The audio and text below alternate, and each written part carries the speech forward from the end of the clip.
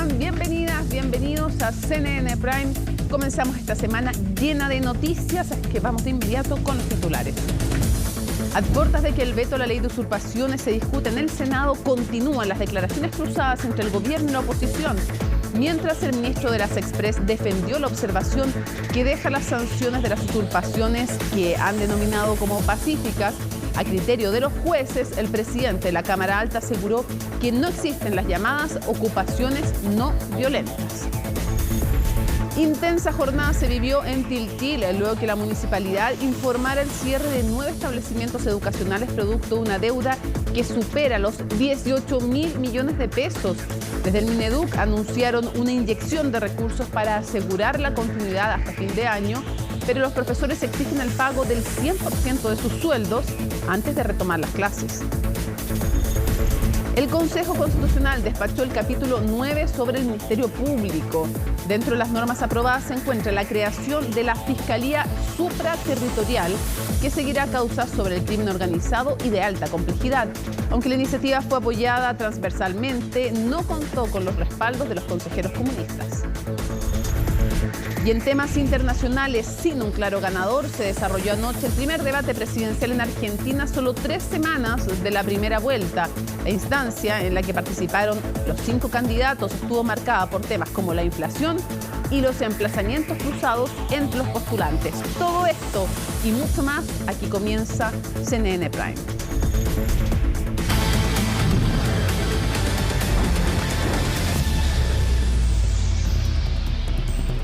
La noticia económica de la jornada: la actividad se contrajo 0,9% en agosto, según el IMASEC, que dio a conocer hoy lunes el Banco Central, una cifra que sorprendió porque incluso algunos proyectaban que la actividad podía crecer en ese mes y que también ya está afectando, hay que decirlo, la discusión del presupuesto. ¿Por qué está afectando y cómo la discusión del presupuesto? Nos lo cuenta Orlando Silva. Las proyecciones estaban divididas. Unos veían crecimiento, otros una caída para agosto. Acertaron estos últimos, baja de 0,9% anual y de 0,5% respecto a julio, sorpresa que lógicamente no fue bien recibida por el gobierno. Por supuesto que es una cifra que no nos deja tranquilos. Habíamos preferido, ¿cierto?, por supuesto, cifras mejores. Tenemos que reconocer, sí, que se trata de factores puntuales que operaron durante ese mes y que al mismo tiempo en la segregación del IMASEC hay algunos elementos positivos, pero dentro de una cifra que por supuesto no es lo mejor.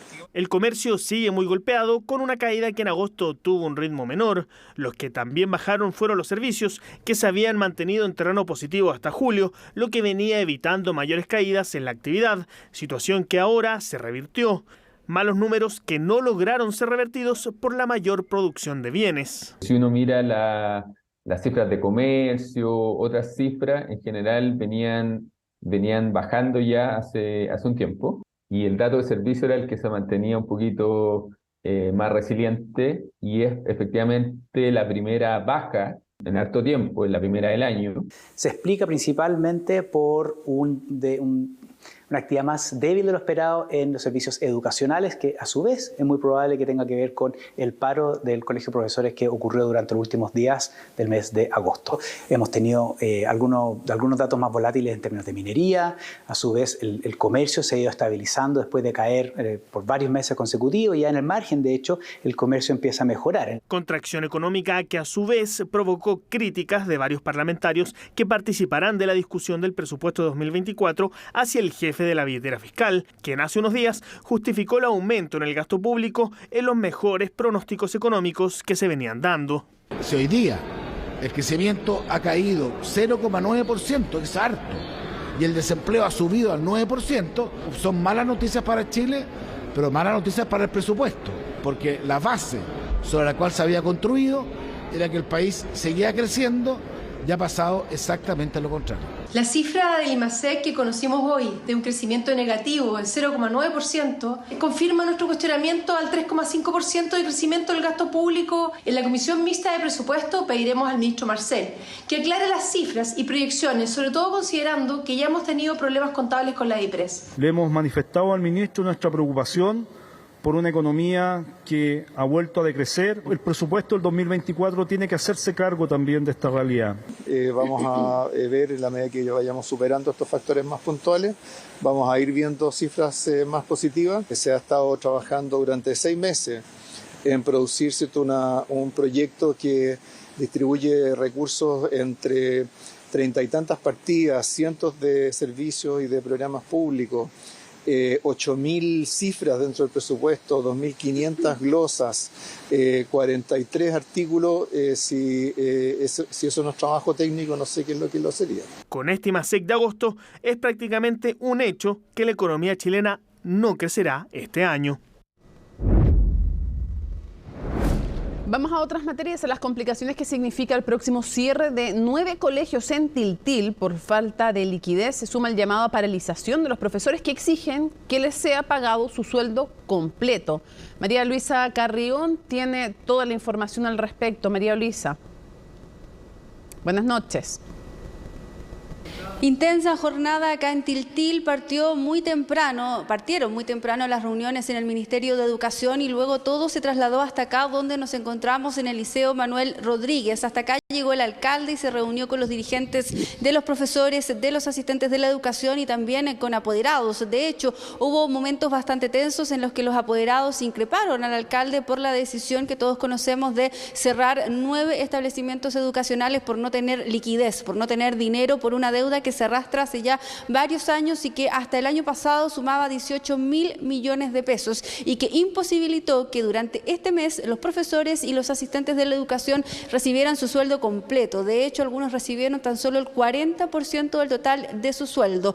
Esto hizo que los ánimos se crisparan, se cerraran entonces los establecimientos durante esta jornada y hubiera manifestaciones durante la jornada también acá en Tiltil. El epicentro fue la plaza de la comuna donde llegaron apoderados y profesores a manifestar su descontento por la situación que se estaba viviendo en estos nuevos establecimientos y luego todo se trasladó hasta acá, hasta el Liceo Manuel Rodríguez, donde finalmente se decidió por parte de los profesores y de los asistentes de la educación que no se va a retornar a las clases. La movilización continúa y al menos por ahora de carácter indefinido, porque los profesores y los asistentes de la educación fueron enfáticos en decir que no van a retomar sus labores hasta que se les pague el 100% de su sueldo adeudado. Y eso, ojo, podría tardar no solo unos días, sino que hasta 15 días podría tardar en ser pagados esos sueldos que aún se adeudan. Escuchemos qué dijeron los profesores y también los asistentes de la educación una vez que terminaron sus votaciones y las reuniones acá en el liceo. De que nosotros continuaremos esta movilización, todo esto hasta que se nos paguen los sueldos completos, íntegros. Nosotros tenemos una situación bastante especial, la mayoría de los asistentes, docentes son de regiones de Santiago, no tenemos la solvencia para movilizarnos en este momento, por lo tanto no podemos asistir a nuestros lugares de trabajo. La movilización es hasta que se pague el sueldo completo. ¿Sí, en 2 días, en 15 días más, en 20 días más? Exactamente. Ha sido una jornada pero catastrófica, soluciones hasta el momento existen. En conjunto como dirigente del Sindicato de Asistentes de Educación y aquí con mi compañera presidenta del Sindicato de Docentes, hemos tenido un acuerdo al 100%. En el caso de mi sindicato de Asistentes de Educación de la comuna, nadie vuelve a trabajar hasta que nuestro socio, la última, tenga su sueldo íntegro. La empatía que tenemos obviamente con nuestras bases. Así que no volveremos. Quien también estuvo presente en estas reuniones fue el alcalde, de hecho fue increpado, como yo les comentaba, por los apoderados quienes les insistían con la pregunta de ¿va a haber clases, no va a haber clases? ¿Qué va a pasar en los próximos meses, en las próximas semanas, el próximo año? El alcalde comprometió entonces que no va a cerrar los establecimientos de manera definitiva, que los estudiantes van a poder retomar sus clases una vez que los sueldos de los profesores sean pagados y que incluso en 2024 también el año debería comenzar normal. Esto tras una serie de reuniones, como yo les mencionaba, tanto en el Ministerio de Educación y acá también en los establecimientos educacionales. Escuchemos qué decía el alcalde. La gran problemática que hoy día nosotros tenemos es referente a la figura de los embargos. Los embargos han generado estos vacíos, estos problemas en torno a poder contar con recursos frescos, recursos líquidos para enfrentar esta situación. Si nosotros logramos reversar o de alguna estrategia con el ministerio, con incluso los parlamentarios, y aquí no hay que culpar al ministro o al gobierno de turno, el gobierno y el ministro tienen que administrar el Estado con las reglas que hay. Quienes construyen las reglas son nuestros parlamentarios en el Congreso. Entonces también el llamado a nuestros parlamentarios a legislar rápidamente en el cambio de esta regla y ajustarla a las realidades que hay. No se puede medir a Tiltil con la misma vara que mide en Santiago, que mide en Ñuñoa, que mide en Providencia.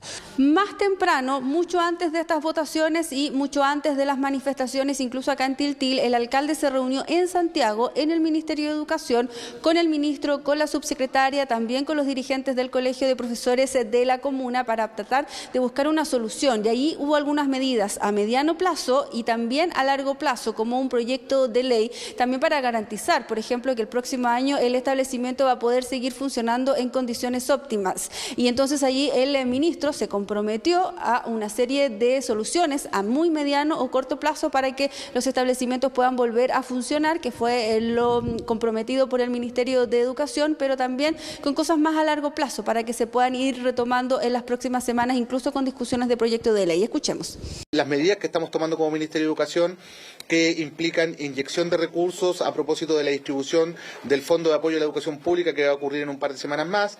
También implica poder derivar las retenciones de los recursos por parte de tribunales que tienen hoy día embargadas las cuentas de la corporación. Hemos establecido una mesa de trabajo que va a encabezar nuestra Seremi de Educación, Flavia Febane, para poder acompañar al Ministerio en mejorar la gestión, en hacer más eficiente el trabajo administrativo y de recursos que la Municipalidad de Tiltil hoy día tiene. Nos encontramos hoy día preparando un proyecto de ley que queremos presentar a fines de este año, a más tardar, para poder enfrentar esta situación de crisis de financiamiento que tienen muchos municipios. Quienes estaban mucho más preocupados también y con mucha desazón y también con mucha rabia eran los apoderados y los estudiantes de los colegios de la comuna de Tiltil. Nosotros recorrimos algunos, en uno de ellos nos encontrábamos que estaban completamente cerrados, con candados, en otros algunos estaban abiertos, pero había rabia por parte de los apoderados porque primero dicen que no recibieron de manera formal la comunicación del cierre de los establecimientos durante esta jornada, que fue a través de WhatsApp, a través de redes sociales que llegó este comunicado, y ellos esperaban información más concreta y más formal por parte del municipio. Entonces, por eso estaban primero molestos por la vía de comunicación con la que fue informada el cierre de los establecimientos durante esta jornada. Y segundo, estaban molestos y también con la incertidumbre de qué es lo que podía pasar con los estudiantes, sobre todo aquellos estudiantes que ya están cerrando su año escolar o vida escolar, incluso estando en cuarto medio. Entonces, ahí había preocupación. También había preocupación de los adultos que estaban en la educación escolar de adultos precisamente, que también estaban cerrando ya sus años escolares y que se pueden graduar en las próximas semanas. Todos ellos también nos manifestaban su descontento porque no hay más alternativa, no es que se cierren estos 9 establecimientos y los niños, niñas y jóvenes puedan ir a otro, porque las comunas acá están muy lejos de unas de otras, hablamos de una zona rural, entonces no hay más alternativa y los colegios particulares son muy caros y no todas las familias pueden costearlo. Escuchemos los testimonios que pudimos recoger durante esta jornada. Nos afecta demasiado el cierre de nuestros colegios y de todo, porque aquí estamos hablando de 2.000 niños. No estoy solamente hablando de mi hija, sino que son 2.000 niños que estamos quedando sin clases, sin colegio. No tuvimos información, no, solamente por teléfono que llegó el comunicado. Y necesitamos eso. Y yo como madre y abuela necesito una respuesta. Bastante complejo porque imagínense, nosotros somos gente de esfuerzo, gente que vivimos con el sueldo mínimo. Yo tengo más hijos, mi hijo estudia en Polpaico, que también en este momento está cerrado. O sea, nosotros, ¿qué vamos a hacer? A mí me queda nomás porque a mí me queda muy lejos para otros colegios estudiar. Yo vivo a 8 kilómetros de aquí del pueblo, entonces para mí sería más complejo pegarme el pique a otro colegio y la locomoción y el pasaje igual está caro. Donde acá no hay colegio y todos los colegios están en Tiltil, hay que tomar bus y de acá a Tiltil de media hora y de la casa acá son 10 minutos, o sea, nos tomaría como 40 minutos llegar al colegio. Lo concreto entonces es que los profesores y los asistentes de la educación ya votaron, lo hicieron durante esta tarde. Hay movilización de carácter indefinido hasta que se les pueda pagar todo lo que se adeuda de su sueldo. Algunos recibieron el 40% de su sueldo. Se espera que durante este miércoles puedan recibir un abono, no el 100% de lo que se adeuda, y de aquí a 2 semanas más puedan recibir entonces el pago total del sueldo que se les adeuda. Y también allí decían ellos, cruzando los dedos, de que en los próximos meses no vuelva a ocurrir este problema y se pueda seguir cancelando los sueldos entonces de manera óptima, de manera regular, para que puedan seguir funcionando los establecimientos. No hay clases entonces durante la jornada de mañana. La movilización es hasta que se pague el total de los sueldos adeudados. Le agradecemos a María Luisa toda la información, un tema que seguimos preocupados muchísimo y entendemos obviamente la molestia, la rabia, la indignación de los padres por el futuro de sus hijos, el futuro escolar.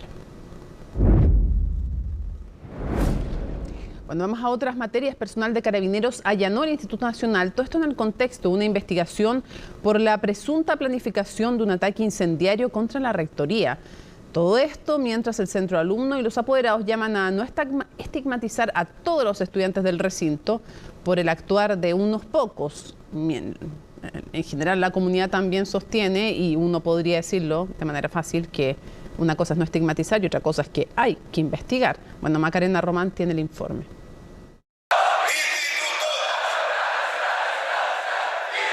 203 años de historia, líderes en rankings de rendimiento académico, cuna de más de 15 presidentes de la República. Si hay algo cierto sobre el Instituto Nacional es que ha sido ícono de la educación pública y de la excelencia académica por décadas. Pero en los últimos tiempos todo eso ha recibido las esquirlas de la violencia.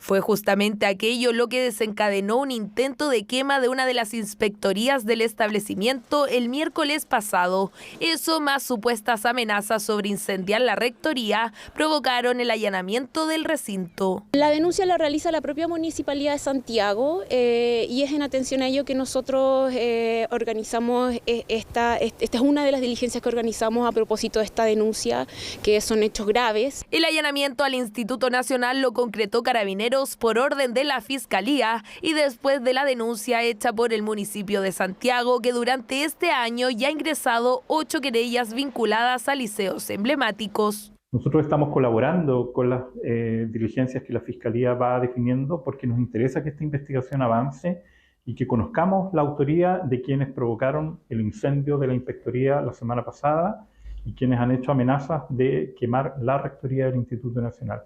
Fueron incautados algunos elementos que continúan siendo periciados y que hasta el momento no han sido dados a conocer. Nos acompañó el encargado de educación de la Municipalidad de Santiago, de igual manera nos acompañó la rectora del Instituto Nacional, quienes habilitaron todas las dependencias y lugares que están abiertas para poder efectuar algún registro. El Centro de Estudiantes del Instituto Nacional dice estar en contra de los hechos de violencia, pero también llaman a no mezclar las protestas pacíficas con este tipo de actos. Además, aseguran que son menos de 50 los alumnos que participan de aquello. Y la resolución que existió por parte del estudiantado es en contra de este tipo de violencia y al final de cuentas tenemos que seguir trabajando que no es el camino. Tenemos una matrícula de alrededor de 3.800, 3.600 estudiantes y que siempre se esté mostrando por los medios de comunicaciones tradicionales este grupo de 40, que al final de cuentas también es una problemática a nivel interno, a nivel nacional, es preocupante y es lamentable. Palabras que algunas apoderadas comparten. Marta, por ejemplo, es madre de 2 alumnas, una de 7º básico y otra de 1º medio, y le preocupan los prejuicios. El colegio día a día funciona normalmente, tiene clases, hoy día se está reparando una parte del colegio, entonces hay muchas cosas positivas y eso yo creo que hay que destacarlo, o sea, no destacar solo lo malo, porque hay desarrollo, hay avance. Avances que lamentablemente en ocasiones se ven manchados. Durante este año se han registrado 133 eventos violentos en establecimientos emblemáticos de Santiago. Lidera esta lista el Liceo de Aplicación, le sigue el Instituto Nacional, más atrás el INBA y por último el Barros Borgoño. Nos parece que es demasiado como para no tener todavía pistas claras por parte de quienes tienen que precisamente investigar esto y llegar a determinar quiénes son los culpables, los responsables y quiénes están detrás de estos hechos. Objetivos que son urgentes. Es probable que durante el 2023 se pase la cantidad de hechos violentos registrados en liceos emblemáticos de Santiago, considerando que en 2022 hubo un total de 170 eventos de este tipo. Los directores de los establecimientos educacionales, los sostenedores, también deben priorizar el que se administren todas aquellas medidas que permitan efectivamente conocer de aquellos delitos que están afectando a los establecimientos en nuestro país. Los sostenedores de los establecimientos educacionales no son persecutores penales, muy por el contrario, tienen una obligación legal.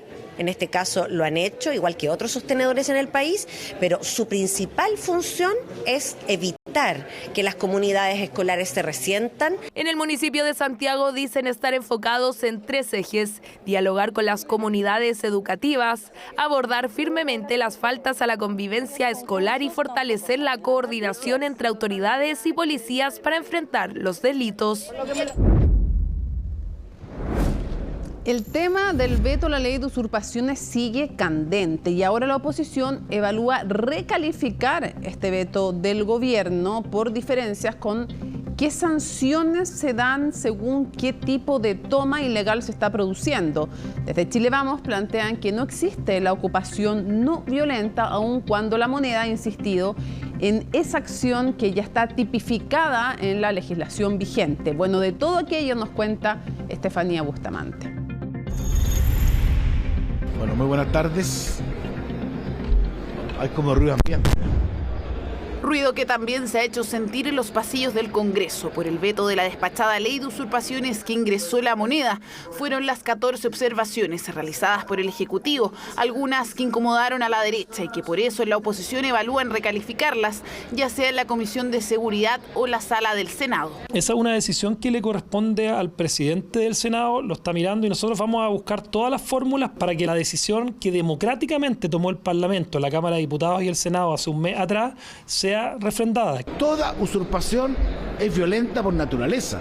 Entonces no entiendo bien la naturaleza del veto, que lo que busca es hacer esta diferencia que existe, a mi juicio, solo en la mentalidad de quienes diseñaron esta política. La diferencia entre usurpación violenta y no violenta concentró el conflicto, porque la derecha advirtió que rechazará la propuesta del Ejecutivo que deja al juez la decisión de aplicar multa o presidio en aquellas tomas sin violencia. Que las sanciones sean multas que ya han demostrado nula eficiencia. Sin lugar a dudas muestra un gobierno débil. Están graduando penas cuando todos sabemos que por robar una gallina o robar un celular al tiro es delito, y eso con cárcel, pero en este caso un usurpador, supuestamente un usurpador podría ser no violento. Oposición que para mantener el texto original sin cambios del Ejecutivo necesita el respaldo de 103 diputados y 33 senadores, mientras que para cambiar la ley el gobierno requiere a 18 representantes del Senado, cifra equivalente a las de sus bancadas oficialistas.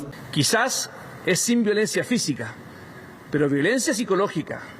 Y lo que significa para cualquier familia sentir que llegas a tu parcela y está ocupada por otros y que eso se clasifique como usurpación pacífica, a nosotros no nos parece. La pobreza no es lo mismo que la delincuencia y yo creo que hacer esa homologación habla muy mal de cómo finalmente la oposición está entendiendo resolver un tema que es de política pública. Precisamente será el presidente de la Comisión de Seguridad quien deberá revisar la admisibilidad y categoría del veto que está fraccionado en 14 observaciones al proyecto. Allí se votará y luego pasará a la Sala del Senado bajo la misma dinámica. Y no es cierto que el gobierno esté conversando con todo el mundo. Solamente somos 5 senadores los que integramos la Comisión de Seguridad y conmigo nadie ha conversado. Me la estoy arreglando solito, pero vamos a tener leyes. Aquí se trata de buscar un punto razonable donde es un delito la usurpación y donde las fuerzas de orden y policiales son las que deben intervenir, porque no queremos que la gente se autodefienda. Autodefensa que busca suprimir la moneda, donde esperan que los ánimos se calmen,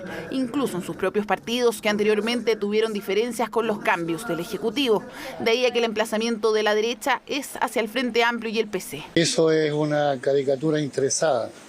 Nosotros somos uno de 10 partidos y en igualdad de condiciones hacemos saber nuestras preguntas, nuestras propuestas y concordamos, digamos, también posición.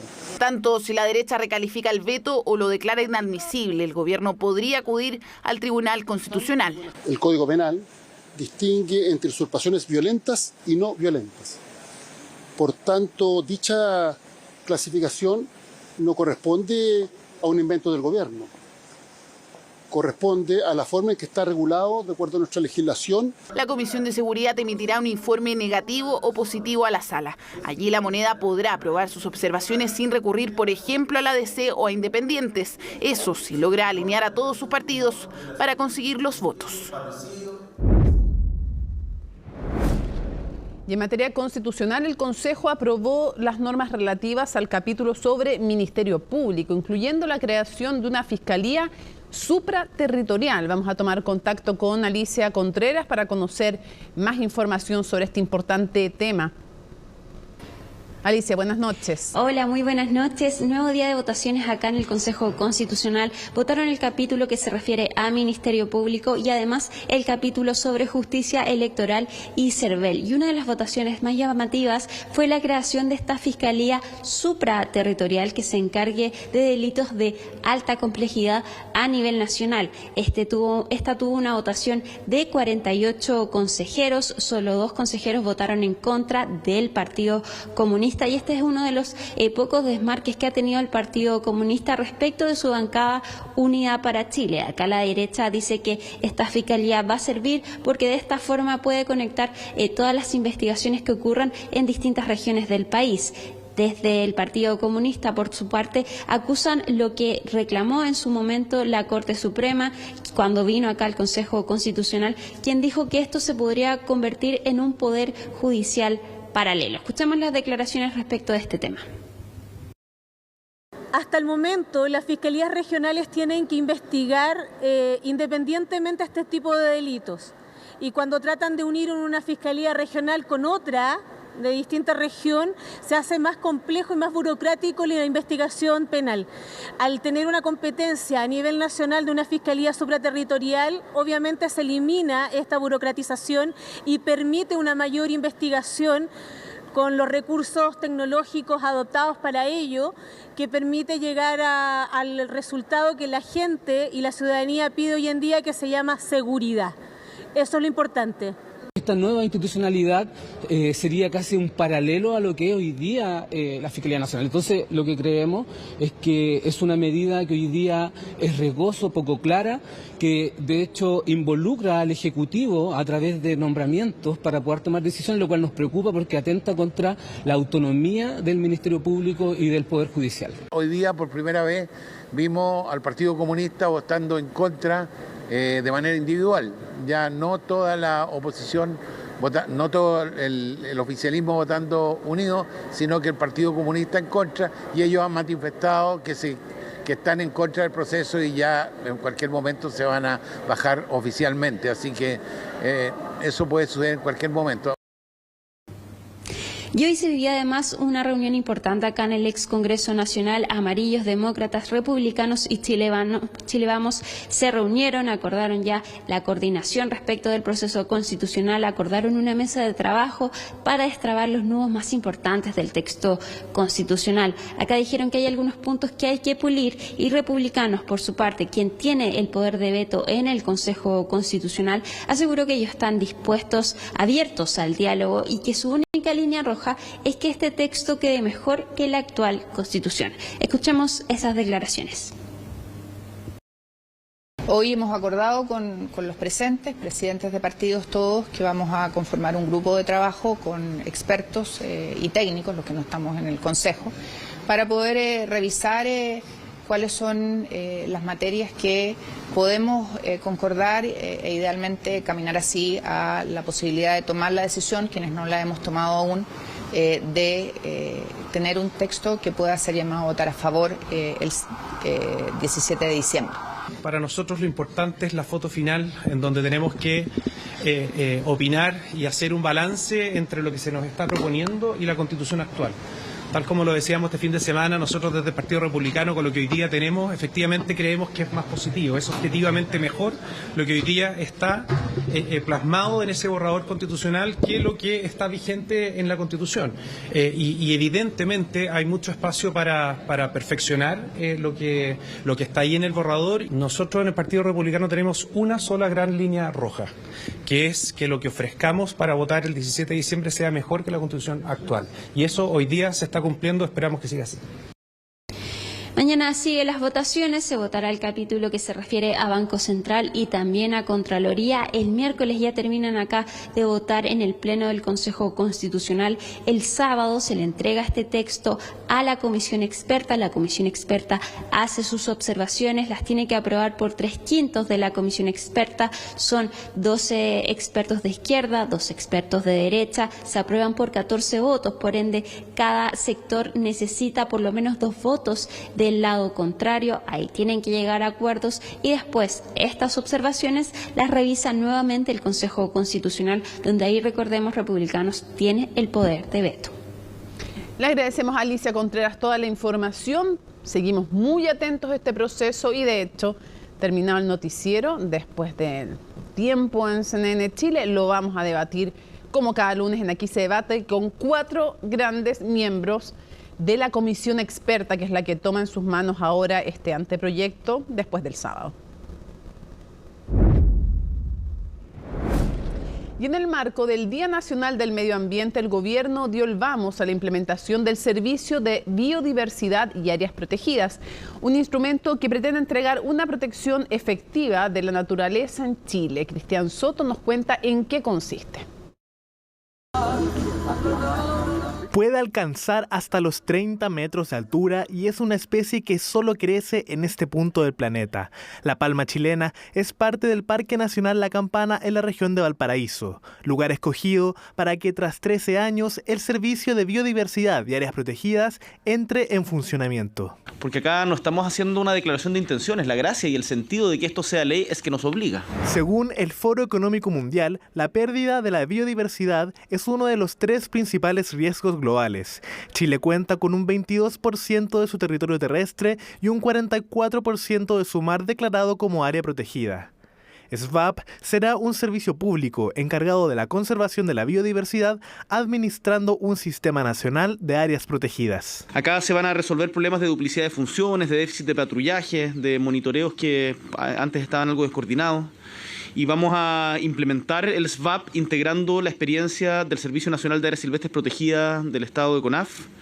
Y todos los funcionarios se traspasan al nuevo servicio y este cambio viene de la mano también con la tramitación del proyecto que crea el Servicio Nacional Forestal, al que le dimos urgencia la semana pasada. Por ejemplo, el servicio va a contar con un instrumento que se llama planificación ecológica, donde vamos a poder entender mejor nuestro territorio, cuáles son los lugares que son más valiosos y cómo eso interactúa con el resto del quehacer que tenemos como personas en Chile en estos territorios. El Servicio de Biodiversidad y Áreas Protegidas fusiona la labor conjunta de 5 ministerios, traspasa manejos de la CONAF y potencia los servicios de guardaparques en todo el territorio, gestionando e identificando sitios prioritarios para la biodiversidad, estrategias de restauración ecológica y protección de humedales.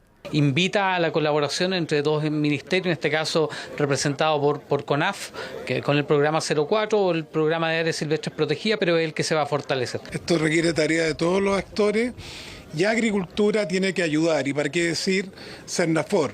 Nos vamos a encontrar en muchos aspectos que son comunes. Calidad del suelo, manejo del suelo sustentable. Pendientes son aspectos como las concesiones salmoneras dentro de áreas protegidas o la revisión de proyectos industriales o inmobiliarios en zonas que cuenten con esta categoría. El tema del reciente oficio que ha sacado la Subsecretaría de Medio Ambiente, en que ha notificado a otras instituciones de la institucional pública, valga la redundancia, de que se tiene que frenar o suspender el proceso de concesiones industriales al interior de áreas protegidas. Más que llegar a un lugar, tenemos que empezar a hacer las cosas de otra manera. Y eso significa considerar en todo el desarrollo que es la conservación. SVAP dependerá del Ministerio de Medio Ambiente y aumentará en casi un 58% el presupuesto anual destinado a la protección ambiental, doblando la dotación de guardaparques, convirtiéndose en un hito en medio de la conmemoración del Día del Medio Ambiente en Chile. Bueno, y atención con lo siguiente, porque en nuestro sitio web de CNN Chile, cnnchile.com, destacamos hoy a Diego Vela. ¿Por qué? Porque va a asumir como presidente de Revolución Democrática. Él dijo que iban a trabajar para seguir logrando uno de los principales objetivos, ser una fuerza política al servicio de las necesidades de las personas. Ahora, él es muy cercano a Giorgio Jackson, trabajó con el exministro, de hecho como jefe de gabinete del exministro de Desarrollo Social, Giorgio Jackson, y por lo tanto también se ve ahí la fuerza de la influencia del exministro que sigue teniendo en este partido político. Un nuevo presidente entonces para el partido, uno de los partidos ejes de el conglomerado de gobierno. Interesante revisar el perfil que se hace allí en cnnchile.com.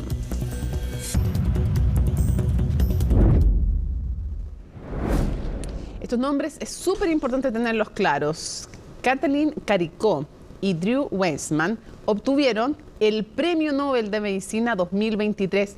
A lo mejor sus nombres no les es tan familiar, pero si les digo que ellos trabajaron en torno al ARN mensajero que hizo posible las bases para la creación de la vacuna contra el COVID-19, parece súper merecido, ¿no? Bueno, según el Instituto Karolinska de Estocolmo, la labor de estos investigadores fue de gran contribución durante una de las mayores amenazas a la salud humana en los tiempos modernos. Para conocer más de ellos, veamos la nota de Daniela González. El 3 de marzo del 2020, Chile entero se paralizaba, hasta que se confirmó el primer caso de coronavirus en nuestro país. Es un hombre de un poco más de 30 años que ha presentado un cuadro respiratorio relativamente leve, un poco de tos, fiebre, dolor de cabeza. Ya sabíamos de la rápida expansión del coronavirus en el mundo, pero nunca pensamos que llegaría tan rápido a nuestro país. De ahí vendrían días complejos, cientos de contagios, cientos de muertos. Tenemos que comunicar y lamentar el primer fallecimiento asociado al brote de epidemia de coronavirus.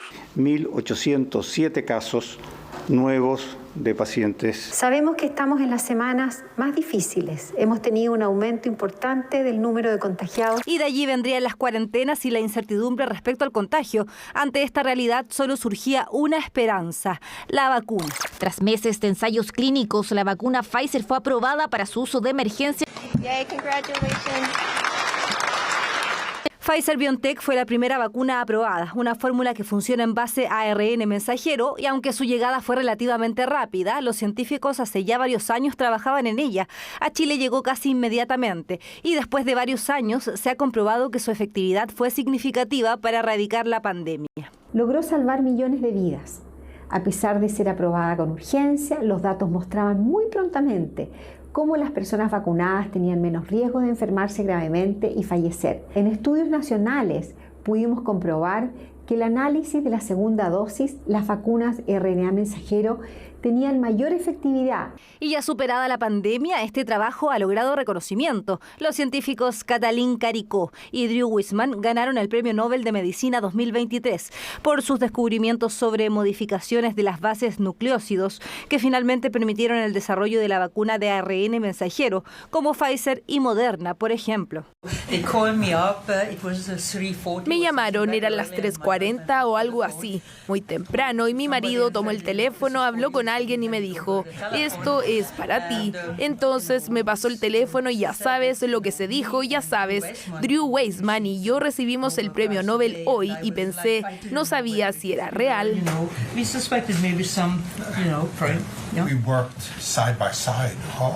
Trabajamos codo a codo durante todo ese tiempo porque no podíamos conseguir financiación, no podíamos conseguir publicaciones, no podíamos lograr que la gente notara al ARN como algo interesante, y había fracasado en los ensayos clínicos y casi todo el mundo se dio por vencido. Pero ya sabes, Katie encendió la cerilla y pasamos el resto de nuestros más de 20 años trabajando juntos. Caricó, la científica de origen húngaro, viene trabajando en esta tecnología desde 1990, cuando constantemente solicitaba subvenciones para estudiar el ácido ribonucleico, algo que, según argumentaba, podría curar enfermedades en el futuro, y así fue. Ese conocimiento básico científico se traduce finalmente en el pilar. Importante decir que todas las tecnologías que se aplicaron para las vacunas, las diferentes plataformas, venían siendo estudiadas por muchos años y simplemente ese conocimiento se aplicó específicamente para el SARS-CoV-2. Adicionalmente, vimos cómo la ciencia trabajó de manera asociativa. Y así la vacuna se expandió rápidamente por el mundo, con un evidente efecto en la disminución de contagios y de la letalidad. Por eso el aporte de la ciencia fue tan importante para eliminar la pandemia, que dejó millones de muertos alrededor del planeta. El Nobel de Medicina es reconocido como uno de los premios más prestigiosos del mundo científico y hoy es recibido por los expertos que sentaron las bases para la vacuna contra el COVID-19. Y otros temas internacionales los vamos a revisar junto a Jacinta Molina. ¿Cómo estás? Buenas noches. Buenas noches, Mónica. Comencemos al otro lado de la cordillera. Nos tenemos que poner ya en tono electoral porque este es un mes muy importante en Argentina de cara a la elección del 22 de octubre. Esa primera vuelta que, según algunos sondeos y análisis, podría ya replicarse en balotaje en noviembre. Y nos encanta a los periodistas. Yo me imagino que la gente entiende en su casa también que es importante, pero hay que reconocer que nos encanta esto. Los debates presidenciales nos encantan a los periodistas, hay que decirlo. Es como los Oscars del periodismo, en el sentido que es como una instancia así máxima de enfrentamiento más relevante. Y en este caso agradecemos mucho que haya sido de carácter obligatorio, al punto de que tiene la sanción de la suspensión de la propaganda electoral si es que un candidato se ausenta. Claro, hace algunos años, porque no es de siempre, sino que es como hace es reciente 2016, esa determinación. 2019 que existe la ley en Argentina. Al que no va al debate se queda sin campaña. Porque se reconoce, por cierto, que es un elemento vital para la información del ciudadano, para el voto informado, poder escuchar las propuestas de los candidatos. Se dio el día de ayer en este primer debate presidencial en Argentina. 5 candidatos, que son los 5 que van a estar en la papeleta ese día y que concentró, por cierto, la atención en los 3 que tienen más posibilidades de llegar a la Casa Rosada: Javier Milei, Patricia Bullrich y, por cierto, el actual ministro de Economía y candidato oficialista Sergio Massa. Hablando de economía, ese fue uno de los temas principales, acaparó gran parte de la discusión. O sea, tanto así que tenían 5 derechos, eran 3 ejes temáticos: economía, el otro era derechos humanos, educación, y el tercero fue elegido por la gente. La gente votó y eligió derechos humanos y convivencia democrática, las dos cosas. Y se gastaron los 5 derechos réplica, Milei y Massa, en el primer bloque, en economía, claramente dando énfasis de que ahí querían poner las fichas, que es el tema probablemente que va a decidir la elección. Y además, sobre todo, dando cuenta, en el fondo las réplicas se las hacían entre los 3 y todos se las hacían a los 3 más relevantes. Cuando le tocaba el turno a los otros 2, como que nadie les hacía réplica de lo que ellos pensaban. Exactamente. Y tú mencionabas el tema de derechos humanos propuesto por la ciudadanía en este primer debate. Fue otro de los momentos polémicos de la noche cuando Javier Milei niega la existencia de 30.000 desaparecidos durante la dictadura 8.000 nomás, Argentina. Exactamente. Parte también de las declaraciones que generó en las horas posteriores reacciones e incluso en ese mismo debate. Vamos a ver los detalles de esta jornada y también cuándo va a ser el próximo debate presidencial en Argentina. Nos lo cuenta Gabriel Palma en su nota. Buenas noches, país.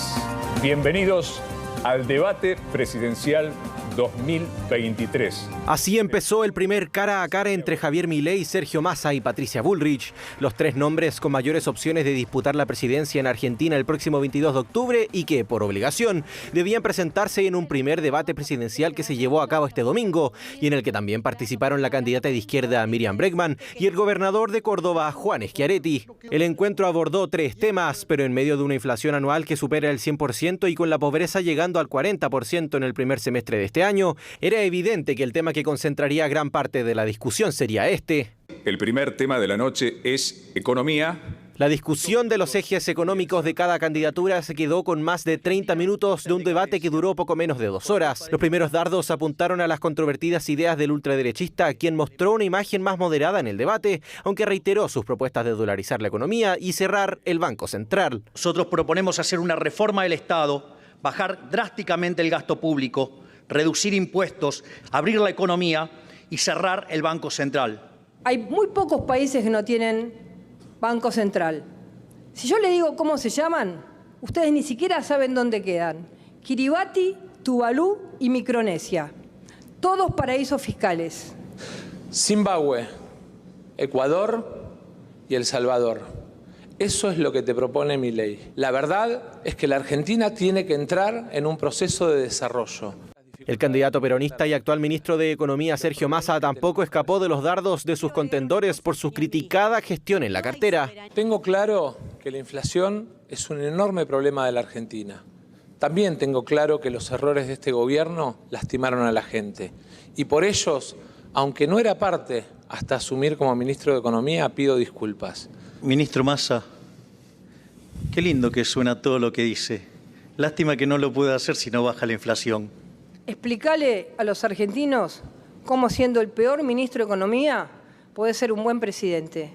La candidata del bloque opositor Juntos por el Cambio, Patricia Bullrich, también recibió cuestionamientos por sus ambiguas respuestas en materia económica. Mire, Milei, usted no me va a decir lo que yo tengo que decir. Yo voy a decir lo que creo que el país necesita. El país necesita equilibrio fiscal. Los candidatos también debatieron de educación y derechos humanos. Este último tema fue propuesto por la ciudadanía. Fue aquí que se registró otra polémica de la noche, cuando Milei puso en duda la existencia de 30.000 desaparecidos durante la dictadura argentina entre 1976 y 1983, lo que ha sido ampliamente denunciado por familiares de víctimas y organizaciones de derechos humanos. No fueron 30.000 los desaparecidos, son 8.753. Estamos absolutamente en contra de una visión tuerta de la historia. Son 30.000 y fue un genocidio. La libertad para Milei es sálvese quien pueda. Milei ensucia la palabra libertad. La frase llevó incluso al presidente Alberto Fernández a romper su silencio electoral. El mandatario rebatió los dichos del ultraderechista con este mensaje en redes sociales. Resulta insostenible que alguien siga negando y justificando la dictadura genocida que torturó, asesinó, robó bebés a los que cambió su identidad, generó desapariciones y condenó al exilio a decenas de miles de argentinas y argentinos. A 40 años de democracia, lamento que sigamos escuchando voces negacionistas. Al día siguiente, Milei, quien lidera los sondeos de cara a la primera vuelta, se mostró conforme con su desempeño. ¿Ganador? Definitivamente, sí, lo gané yo. ¿Hubo alguien que haya perdido, que haya visto más flojo, más floja? Bullrich, por escándalo. ¿Por qué Patricia Bullrich? Porque no pudo concretar ninguna propuesta, no pudo justificar nada. Este primer debate llega en momentos complejos para el oficialismo en medio del escándalo que remece al kirchnerismo en la provincia de Buenos Aires, donde aspira a retener la gobernación. Estas imágenes del ex jefe de gabinete y hasta ahora candidato a concejal Martín Insaurralde, vacacionando en un lujoso yate en Europa, le han valido las críticas de la oposición, que ha denunciado un eventual enriquecimiento ilícito. La presión ha sido tal que este lunes Insaurralde renunció a su candidatura. Sin embargo, la polémica fue apenas abordada en el debate del domingo. Yo dije que cuando habló de economía presentó una ley penal contra aquellos que después de un blanqueo no blanqueaban sus dólares y que los iba a llevar presos. Entonces dije, bueno, llévese el primer preso, Insaurralde, ahí lo tiene. Milei, Massa, Bullrich y el resto de los candidatos se enfrentarán nuevamente el 8 de octubre en el último debate que se llevará a cabo antes de la primera vuelta. Así que la próxima semana, lunes a esta misma hora, vamos a estar comentando ese segundo y último debate de cara a la primera vuelta presidencial. ¿Qué te pareció a ti el debate? De ganador no claro, Milei más moderado de lo que esperábamos. Yo siento que pierde con eso, Milei. Porque él es la encarnación de la bronca, de la rabia contra la que él denomina la casta. Entonces, cuando se modera, claro, algunos podrán decir que aparece más como estadista, pero otros podrán decir también, y hay análisis que se hacían en ese sentido, que pierde fuerza o potencia para alcanzar un eventual triunfo en primera vuelta cuando se modera. No sé, yo creo que Miriam Bregman, que no tiene ni una posibilidad alguna, más allá de sus propuestas, estoy diciendo como performance televisiva, me pareció que era lejos la mejor. Tenía contenido Bullrich, pero encuentro que como comunicación... Y era la que más apostaba en este debate, considerando que incluso algunas encuestas la ponen tercera, sin posibilidades de llegar al balotaje, era la que más se jugaba. Ahora, no sé si te llamó la atención que hay en lo formal ataques entre Massa y Milei, pero está todo el cuestionamiento hoy por hoy en Argentina, porque no fueron tan fuertes esos ataques, fueron más fuertes hacia Bullrich, porque se pelea más electorado, evidentemente, con Milei, pero algunos también dicen que Massa puede estar apostando a ser el jefe de la oposición y que a él le basta, en el fondo, con llegar a estar presente en una segunda vuelta, que es muy difícil que él gane un ministro de Economía con una economía que está en el suelo, que es un desastre, pero que le basta con llegar a segunda vuelta, aunque gane Milei, él quería, de alguna manera, podría sepultar a Cristina Fernández y quedar como el jefe de la oposición. Claro, en un momento en medio del debate se le llama hasta presidente en funciones, considerando que Cristina Fernández y Alberto Fernández han mantenido básicamente un rol en las sombras, no lo hemos visto públicamente en medio de la campaña. Y yo me pregunto, ¿cuánto está pensando la presidencial Massa y cuánto está pensando en la siguiente y en su posicionamiento como eventual líder de la oposición? No sé. Buena estrategia. Ahí, conversando con algunos analistas de Argentina, también hacían ver ese punto y me parece que no deja de ser interesante. Bueno, y todo ese análisis, por cierto, este miércoles también. Cierto. Oye, a todo esto te iba a decir que yo creo que en la televisión argentina vio nuestro debate que hicimos en CNN Chile para las primarias. Sí, pues porque las preguntas cruzadas que hicimos con Chilevisión, porque las preguntas cruzadas ahí no vamos a nivel latinoamericano con las preguntas cruzadas que vimos ahora y que fueron la parte más interesante. En este caso, todos preguntaron a todos. Exacto. ¿Qué es la idea del debate? Que también ellos puedan intercambiar preguntas y respuestas. Sí. Interesante. Y vamos a tener a una de las conductoras de este debate, va a estar con nosotros en Conexión Global Prime. Todos los detalles sabrosos de exactamente. Este ya, vámonos a Estados Unidos. Sí, no, antes de. Vámonos a Estados Unidos, por cierto, para hablar de otras noticias internacionales. Donald Trump, que ha enfrentado el día de hoy su primer juicio. A diferencia de las otras causas que les hemos comentado, esta es de carácter civil. Es por la acusación de presunto fraude contra él, sus hijos, 2 de sus hijos y sus empresas en el estado de Nueva York. Se le acusa de inflar el patrimonio de sus empresas para beneficio de esta compañía, beneficio también de la familia Trump, y ha comenzado el día de hoy este juicio en Nueva York. ¿Por qué hago el alcance de que esto es un proceso civil? Porque acá no se arriesga Trump a una pena de cárcel, por ejemplo, si la fiscalía quiere que pague un monto altísimo por daños y perjuicios. Además, la fiscalía busca que no pueda ejercer cargos directivos en empresas en el estado de Nueva York, y él, por cierto, se ha hecho presente al inicio de este juicio. Lo anunciaba a la misma hora del debate en Argentina a través de su propia red social, que él iba a llegar al comienzo de este proceso, y tal como lo prometió, ocurrió el día de hoy. Nuevamente ante las cámaras acusó una supuesta cacería en su contra, un supuesto intento de interferencia electoral. Reitera ese discurso de que, lo sabemos, él va liderando en las encuestas republicanas. Eso es cierto. Claro, pero que es eso por lo cual se están presentando todas estas investigaciones y acusaciones en su contra. Declaraciones que tenemos, podemos escuchar este momento de Donald Trump ante las cámaras en medio de este juicio que comienza. Esto tiene que ver con interferencia electoral, así de simple. Están tratando de dañarme para que no me vaya tan bien como me está yendo en las elecciones. Nuestro país se está yendo al infierno. Tenemos un país que está en declive, un gran declive. Tenemos un hombre que gobierna nuestro país y no tiene idea de nada. Para que sepan, mis declaraciones financieras están fenomenales. De hecho, los números son menores que el valor neto real. El valor neto real es mucho mayor. Esta es la continuación de la cacería de brujas más grande de todos los tiempos, y no creo que la gente de ese país vaya a defenderla. Si no fuera el líder de todas las encuestas, si no me estuviera candidateando, no tendría ninguno de estos casos y no nos veríamos esta mañana.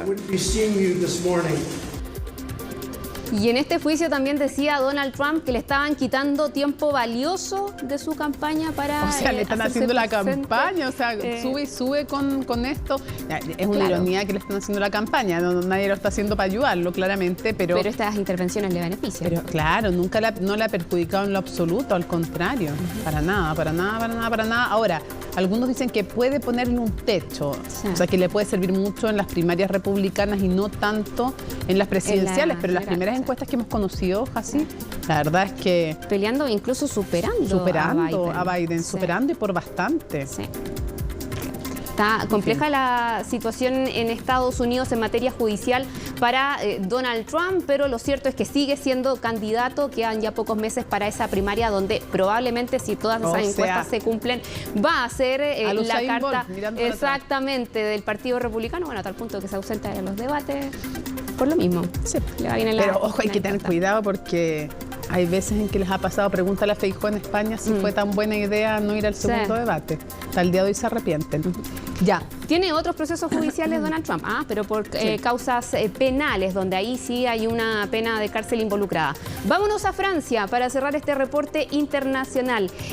Me dicen que, a ver, Ecuador primero, yo me estaba adelantando. ¿Por qué? Sale mejor el vuelo por acá. Sí, de hecho es más económico, más rápido y más económico. Y después nos exactamente, vamos a hacer una escala en Ecuador antes de irnos a Francia. También, pues, debate electoral, noche de enfrentamiento de candidatos presidenciales, pero estos van por el balotaje. Luisa González y Daniel Noboa, que se enfrentaron en este encuentro de elección, la segunda vuelta ya es el 15 de octubre. Y por cierto, el tema que marcó este debate era que no es la seguridad en Ecuador, esto en medio de esta ola inédita de violencia. Y quedó esto de manifiesto, Mónica, al inicio de este debate, porque llegan los candidatos nuevamente con chalecos antibalas también a este encuentro. Reforzar la policía, hacer convenios con otros países, también prisiones, incluso en Barcaza, como es el caso de la propuesta de Daniel Noboa, fue parte de lo que se escuchó en materia de seguridad en medio de este debate, donde ahora, según algunos sondeos, aunque tenemos que mencionar ahí que las encuestas en algunos casos en Ecuador no les fue muy bien en la primera vuelta, sobre todo por la sorpresa que generó Noboa al llegar a este balotaje, algo que algunas encuestas no leyeron con anticipación. Bueno, hay algunos sondeos recientes, en todo caso, que le dan 11 puntos de ventaja a este empresario por sobre la candidata del correísmo. Claro, que es como todos contra el correísmo, un fenómeno que se preveía que podía ocurrir, sobre todo con un candidato más joven que no, aún viniendo de cierta élite, tiene una, al menos en la forma, es hijo de un cinco veces candidato, no sé, pero varias veces candidato, que nunca lo logró. Se enfrentó con Correa. Incluso, exactamente, el padre de Noboa. Ahora, para quienes somos fanáticos de los debates, yo me vi el completo de Argentina, me toca ahora, hoy día en la noche me toca Maratón de Ecuador, pero es súper interesante, se ven, realmente es una forma de hacer un panorama completo y se buscan, hoy día están en YouTube, lo pueden encontrar, no cuesta nada, y es una forma interesante de meterse en las dinámicas y comparar también los ejes temáticos, lo que está pasando, el tono de la discusión. Yo, con palomitas, me encanta verlo, así que igual. Sí, así que nos vamos, con Jacinto hoy día nos juntamos a ver el debate de Ecuador. Ahora sí nos vamos a Francia, ya, con una situación preocupante y que está alertando también a la política, sobre todo en París, donde se han visto los chinches, es una plaga. Esto por videos en redes sociales donde se ven a estos insectos, por ejemplo, en los asientos de trenes, del metro, del cine, y hasta se ha reportado su presencia en los hospitales. Además, a Francia le queda muy poco para culminar la organización, a París en específico, de los Juegos Olímpicos el próximo año. Así que esto también está generando alerta a nivel internacional, y ahí está la imagen de estos insectos que se alimentan de la sangre humana, y por eso también la preocupación. ¿A qué se debe este aumento? Hace 3 años, de hecho, Francia había levantado una campaña ante esta situación, entre ellas el sitio web que se habilitó, también un teléfono para las consultas de las personas afectadas. Bueno, los expertos dicen que este aumento en particular que se ha visto en París en el último tiempo puede atender a varios factores, entre ellos el aumento del turismo, sobre todo después de las medidas de restricción de la pandemia, el aumento de las temperaturas, y también porque en algunos casos ya algunos de estos insectos estarían siendo inmunes a los químicos de los productos también para poder contenerlos. Lo cierto es que si algunas picaduras se eliminan con el tiempo, de manera personal te puedo contar que hay unas más críticas. A mí me pasó una que me picó en una vena. ¿En serio? Sí. Pero ¿estás en París también? ¿Que te picó? No, estaba cerca. ya. No, esta gente que va a Europa. ¿Ves? Por eso no viaja a Europa, porque para agarrarse chinches, mira qué ordinaria, Jacinta. No venga a contar ese tipo de cosas. No, pero solo para alertar de que, ojo, que la picadura también puede ser grave en algunos casos. Te lo creo. No sé si te ha tocado una picadura de chinche. No soy determinador, pero sí les vengo a advertir algo que ya insinuó la Jasi. Estamos a 298 días de los Juegos Olímpicos. Por lo tanto, se requiere terminar con esa plaga muy pronto, porque van a arrancar sí o sí los Juegos Olímpicos. Y ya que estoy... Sí, me lo están descargando de muchas partes. Hasta mi papá me pregunta, ¿cómo le fue a la U? Ya que estoy contando días... ¿Cómo le fue a la U? Hoy se ha roto una racha, porque después de 86 días, desde el 8 de julio, la U volvió a ganar. Mira, 86 días después. Yo también. Muy contento, por supuesto. Tu mamá, por ejemplo. Mi papá es de la U, bueno, así que lo está disfrutando. La familia azul, que es muy grande, 86 días, no es menor, derrotó al Audax Italiano. Estamos en vivo ya con un móvil, así que al regreso, mucho de ese material. Ya, me parece. Nos vamos a la pausa y volvemos entonces con todo el deporte junto a Rodrigo.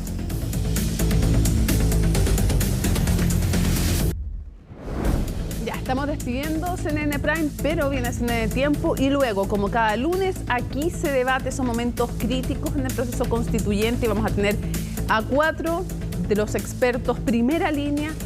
¿Están negociando o no? ¿Qué rol van a tener los partidos políticos? ¿Se puede salvar este proceso constituyente? ¿Tiene posibilidades de éxito o no? Bueno, eso y más vamos a conversar hoy día en Aquí se debate. Lunes 2 de octubre. Así estuvo nuestro país y el mundo. Somos CNN Chile. Buenas noches.